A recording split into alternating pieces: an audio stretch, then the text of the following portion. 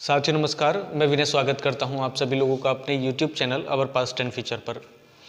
और एक थोड़े से लंबे डिस्कशन के साथ मैं आप लोगों के साथ उपस्थित हूं, क्योंकि डिस्कशन का समय है भी और मुझे लगता है कि अगर इसके बाद इस पर थोड़ा सा डिस्कस होगा तो लेट हो सकता है। तो हम लोग क्या करने वाले हैं, अभी डिस्कस करने वाले हैं Allahabad high court RO exam date को लेकर के, और साथ ही साथ उसमें जो क्लैशिंग हो रही है UPPSC RO की, उसको लेकर के। तो बहुत सारी दुविधाएं हैं, मेरे पास भी थोड़े से क्वेरीज थी कि भाई आप कैसे मैनेज कर रहे हैं इन चीज़ों को। तो वैसे तो सबका मैनेज करने का ढंग अलग अलग है, सभी लोग अपने अपने तरीके से अपनी अपनी हालात और अपनी अपनी विल पावर के साथ उसको हैंडल करते हैं, लेकिन फिर भी मैं कुछ चीज़ों पर डिस्कस करना ज़रूरी समझता हूँ और इसी वजह से आप लोगों के सामने उपस्थित भी हूँ। एक्चुअल में सबसे पहली प्रॉब्लम तो ये है कि इलाहाबाद हाई कोर्ट RO की डेट फिक्स नहीं है। अगर ये डेट डिक्लेयर हो जाती तो कोई दिक्कत वाली बात नहीं थी। अब बात आती है कि संभावित क्या हो सकती है कि अगर पूरा का पूरा फोकस हम लोग अपने UPPSC RO पर करते हैं तो क्या उसके बाद हमारे लिए पर्याप्त समय बचेगा कि हम इलाहाबाद हाई कोर्ट RO की तैयारी कर लें। तो ऐसे ही कुछ डाउट्स हैं जिसको लेकर के मैं थोड़ा सा आप लोगों के साथ आज डिस्कस कर रहा हूं। तो सबसे पहली बात तो ये है कि दोनों ही परीक्षाएं इम्पोर्टेंट हैं, महत्वपूर्ण हैं, क्योंकि UPPSC RO का मामला ये है कि एक बार पेपर अगर होता है तो आप लोग क्या करेंगे कि मेंस के लिए काफ़ी समय आपको मिलेगा अप्रैल तक के लिए, ठीक है। उसी के साथ साथ इलाहाबाद हाई कोर्ट RO का पेपर इस बार एक साथ ही निपट जाना है, सारा काम एक साथ निपटना है, तो उसके लिए सेकंड वाली बात कुछ है ही नहीं। तो एक दिन में ही आपका सारा काम निपट जाएगा और उसके बाद इत्मीनान के साथ आप लोग मेंस की तैयारी UPPSC RO की कर सकते हैं। लेकिन अगर किसी वजह से आपका UPPSC RO प्री गड़बड़ हो जाता है तो फिर भविष्य के लिए आपके पास नहीं बचता कुछ भी, और जो छोटे मोटे एग्ज़ाम हैं वही आप लोग फिर देख पाएंगे। तो मैं आपसे बताऊं, पहली बात तो संभावना ये बन रही है इलाहाबाद हाई कोर्ट RO की कि 10 तारीख के बाद, 10 दिसंबर के बाद वो कभी भी कराया जा सकता है। 10 दिसंबर से लेकर के 31 दिसंबर तक किसी भी दिन, ठीक है, मतलब कोई सी भी डेट हो सकती है। तो वो 20 दिन का सेक्शन ऐसा है कि आपका एग्ज़ाम होना ही है, इससे डिले नहीं हो सकता। लेकिन ये भी सत्य बात है कि 10 दिसंबर से पहले भी प्रस्तावित नहीं है, यानी कि UPPSC RO के बाद ही होना है। तो मैं समझता हूँ कि आप लोगों के पास अगर आप UPPSC RO देते हैं तो उसके बाद पर्याप्त समय नहीं बचेगा कि आप अपना सारा का सारा कोर्स कवर कर पाएँ। तो बेहतर यही है कि दोनों की तरफ आप लोग ध्यान दें, टाइपिंग को तो बिल्कुल ना दें ध्यान, मतलब टाइपिंग को बिल्कुल नज़रअंदाज ना करें। नवंबर तक आप अपना सारा शेड्यूल अपना सब कुछ तैयार करके रखें, नवंबर लास्ट तक, क्योंकि दिसंबर में दोनों ही महत्वपूर्ण परीक्षाएं होनी हैं और दोनों एक के बाद एक है। तो इसमें क्या हो सकता है, जैसे मैं अपना बता सकता हूँ कि मैं क्या कर रहा हूँ, आप लोग भी अगर चाहें तो उसको फॉलो कर सकते हैं, नहीं तो कोई ऐसी आवश्यकता नहीं है। एक्चुअल में अभी क्योंकि GS तो दोनों में ही आना है, GS सेक्शन आपका UPPSC में भी आना है और उधर भी आना है, तो आप अपने GS सेक्शन को बहुत ज़्यादा मजबूत करके रखें। ऐसा इसलिए कह रहा हूँ मैं कि क्योंकि GS सेक्शन हमें फाइनली नंबर ही तो चाहिए।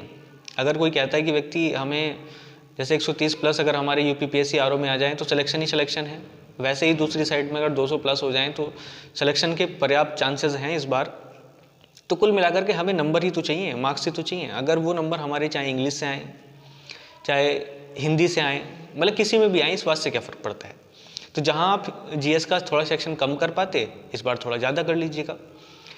इंग्लिश की बात यह है कि 50 सवाल इंग्लिश के आने हैं इलाहाबाद हाई कोर्ट में, प्रॉब्लम यहाँ पे आके फंस रही है, और हिंदी में आनी है टोटल हिंदी, उसमें 60 सवाल हिंदी के आने हैं।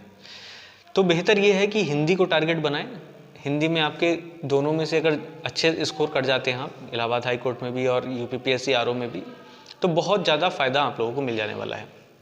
तो आप क्या कर सकते हैं, अभी फ़िलहाल अपने GS सेक्शन को प्लस अपने हिंदी सेक्शन को प्लस अपने रीजनिंग सेक्शन को, क्योंकि रीजनिंग के सवाल 10 UPPSC में भी आने हैं और इलाहाबाद हाई कोर्ट में भी आने हैं, यानी कि ये कॉमन चीज़ें हैं जो आपको दोनों एग्ज़ाम में देखने को मिलेंगी। तो आप क्या करिएगा कि कॉमन चीज़ों को अपने साथ करते रहिएगा। उसके बाद आपको क्या बचेगा बाद में, कंप्यूटर और आपका इंग्लिश।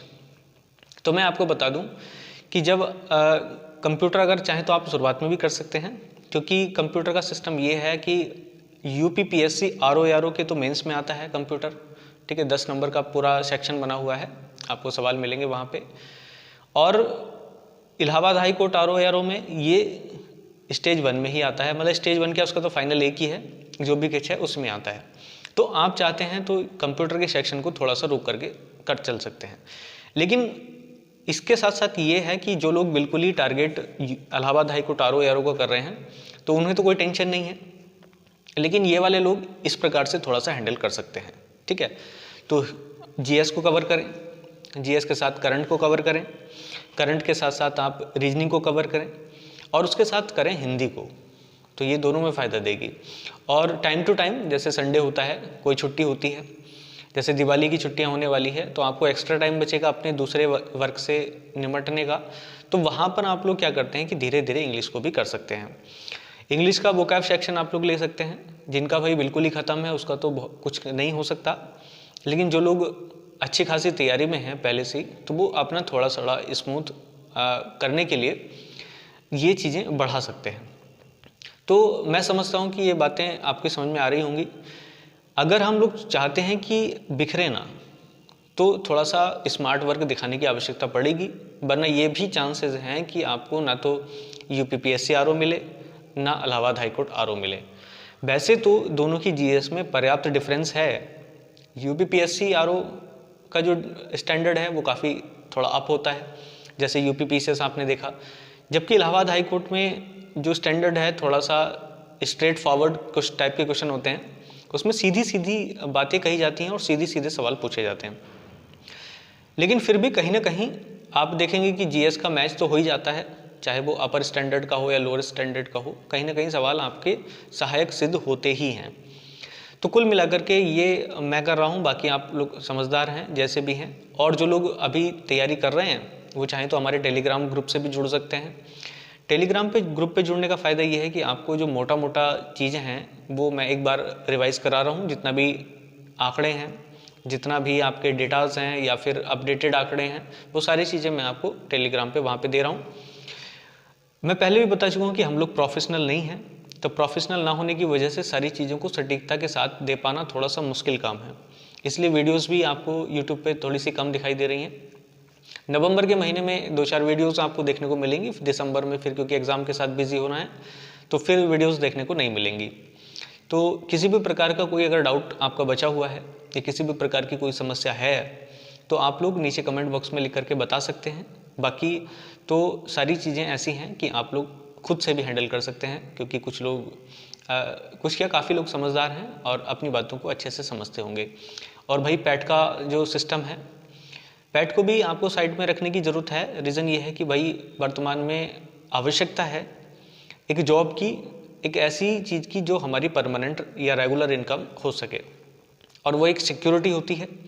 और इस एज में अगर हम लोग ये चीज़ कमा पाए जॉब, तो शायद बहुत कुछ हमारे लिए अच्छा हो सकता है। तो रेपुटेटेड जॉब एक अलग बात है, लेकिन खाली जॉब भी मिल जाए वो भी एक काम चलाने के लिए हो सकती है। तो पैट का स्कोर आपने देख ही लिया होगा, पैट के हिसाब से भी अगर आप लोग देखें तो 90+ का जो परसेंटाइल है वो काफ़ी सेफ़ है। मतलब मुझे लगता है कि शायद 90-91 के बाद के जो लोग हैं वो आपको सभी को बुला लिया जाए आपकी लेखपाल परीक्षा के लिए। तो वो भी एक संभावित है कि नवंबर या दिसंबर या जनवरी में हो, तो उसके लिए भी तैयार रहना है। लेकिन अगर आप लोग ये तैयारी करते रहे दोनों के लिए, तो आपको उसकी अलग से तैयारी करने की कोई आवश्यकता नहीं पड़ेगी। तो मैं फाइनली दोबारा से रिपीट कर देता हूँ कुछ बातें। तो जो टाइमिंग को लेकर के बात है, जो इलाहाबाद हाई कोर्ट आरओ की डेट हैं जो संभावित निकल करके आ रही है, वो अभी 10 तारीख के बाद, 10 दिसंबर के, मुझे लगता है कि दिवाली के बाद ही आपका डेट अनाउंस हो जाएगा। तो दिवाली के 2-4 दिन में ही डेट अनाउंस होने के बाद आपको पता चल जाएगा कि एक्चुअल डेट क्या है। लेकिन फिर भी आप लोग 10 दिसंबर को तक आप अपना सारा काम निपटा लें बिल्कुल, क्योंकि मुझे लग रहा है कि 10 से और 31 तक के बीच में ऐसे सूचना भी है थोड़ी बहुत और संभावना भी है। तो डेट्स मिलेंगी ज़रूर, और 10 तारीख के बाद कभी भी आपका एग्ज़ाम कंडक्ट कराया जा सकता है। इन्हीं सारी ऊपर नीचे होने वाली घटनाओं को लेकर के हम लोगों को आगे बढ़ना ही है। अभी समय हमारे पास पर्याप्त है, पर्याप्त तो नहीं कह सकते, लेकिन इतना ज़रूर कह सकते हैं कि चीज़ों को रिवाइज करा जा सके। तो 1 महीने का समय है। टाइपिंग से जुड़ी हुई कोई समस्या है देन यू कैन कॉल और कॉन्टैक्ट मतलब कमेंट बॉक्स में लिख करके कर सकते हैं। अगर अन्य प्रकार की कोई समस्या आ रही है तो उसको लेकर के भी आप एक बार डिस्कस कर सकते हैं। ठीक है, बस उम्मीद करता हूँ कि आप लोग अपनी मेहनत को अच्छे से कर लेंगे और मेरी तरफ से आप लोगों के लिए all the best in advance. आप लोग अच्छे से करते रहिएगा और जितना भी अच्छे से हो उतना अच्छे से करिएगा। मिल करके फिर जॉब लेते हैं और उसके बाद करते हैं एक सोशल वर्क।